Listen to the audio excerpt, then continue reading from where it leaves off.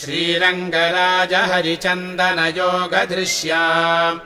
साक्षात् क्षमाम् करुणया कमलामिवान्या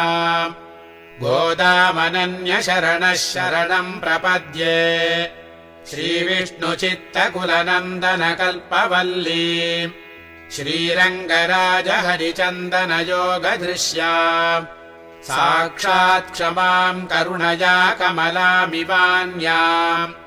गोदामनन्यशरणः शरणम् प्रपद्ये वैदेशिकश्रुतिगिरामपि भूयसीनाम् वर्णेषु मातिमहिमा नहि मादृशाम् ते इत्थम् विदन्तमपि माम् सहसैव गोदे